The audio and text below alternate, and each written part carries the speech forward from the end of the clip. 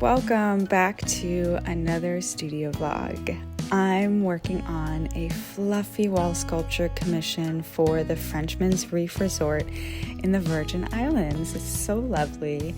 But before we dive into the behind the scenes, I want to share with you all my forest, my safe haven, my ever-changing playground, and landscape where I release and reset and really get inspired as an artist.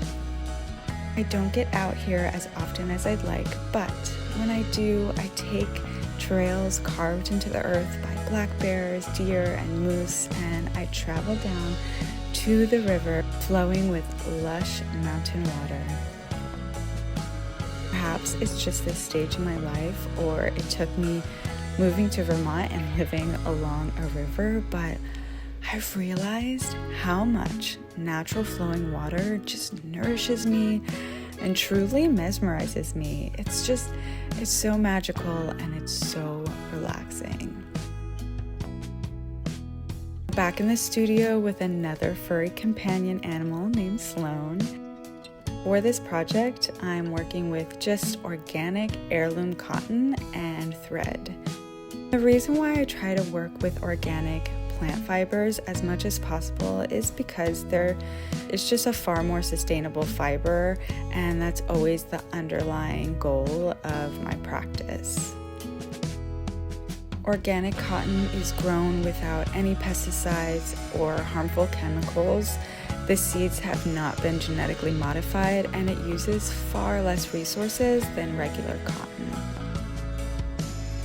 So what's fun about this style of sculpture, which will be on display in the heavenly spa of the Frenchman's Reef Resort, is that it's one singular process done over and over and over again to build a complex structure.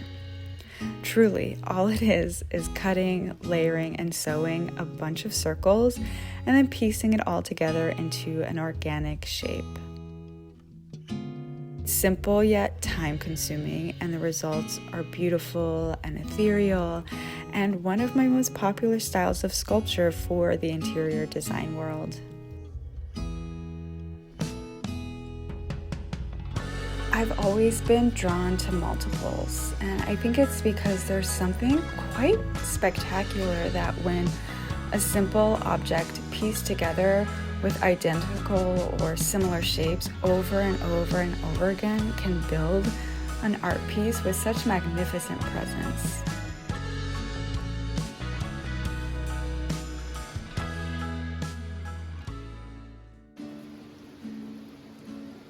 So we've been shifting into autumn at a rapid speed lately, and with this season comes moody rain and spooky fog that I just adore. And normally I wouldn't be so happy cutting wood out during the rain, but the energy of the season makes the experience quite pleasant under the cover of my porch. So there's many different ways to back textile and fiber art, and for me, I really enjoy backing mine in a high quality, thin, lightweight finished wood that provides stability and an easy install that's similar to a painting. I'm not the best with woodworking, hence why my chosen field is fibers, but over the years I've really made quite the friendship with my jigsaw and palm sander.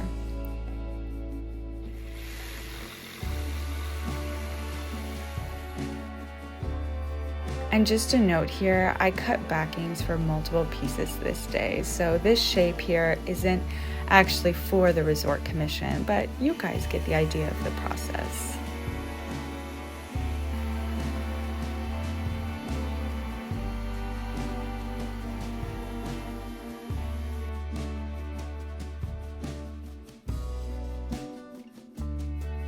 Back into the warmth of my studio early in the morning. I have all my pieces prepped, and I'm now assembling and identifying the overall composition. This process surprisingly is very time consuming, between playing around with the shape until it feels right and spending hours hand sewing it all together.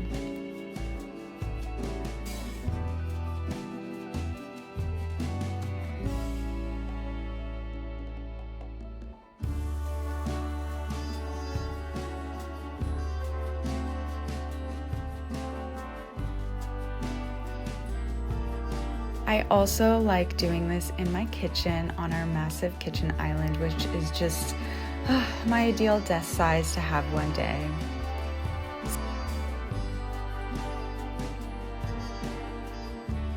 Since I have a toddler, my working windows are pretty limited to early in the morning and late into the evening and midday during her nap quiet time. It's not always ideal, but I make it work, and I'm just so grateful for my day today.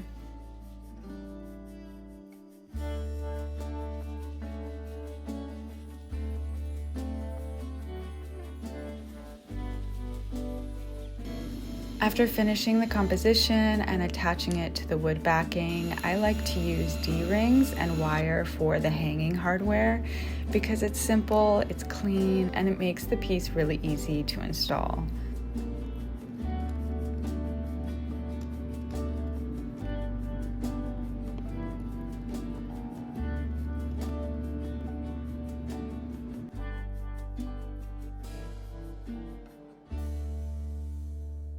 And here is the finished wall sculpture. I think it's really beautiful and perfect for a resort spa.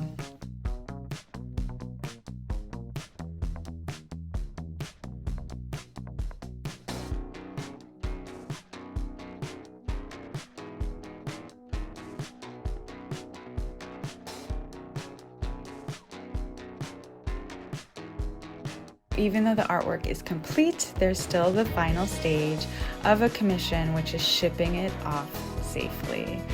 I swear by these cardboard crates by the company Q-Box. I'll link them down below. They are so easy to assemble and really sturdy and lightweight, which helps keep the shipping costs down, but really ensures that the artwork arrives unharmed through transit. They do have standard pre-made sizes available, but I almost always have a custom size made for my art.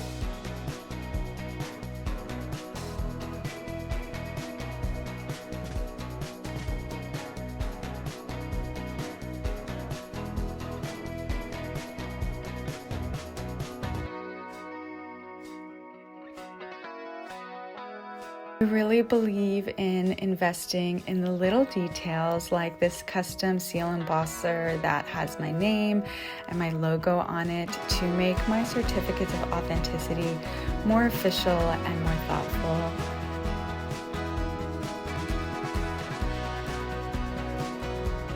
I also include detailed care instructions for the artwork and a thank you note to the buyer.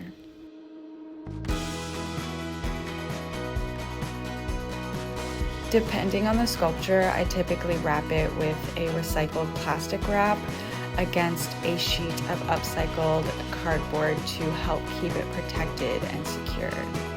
I then add all the shipping stickers and voila, it's ready to go.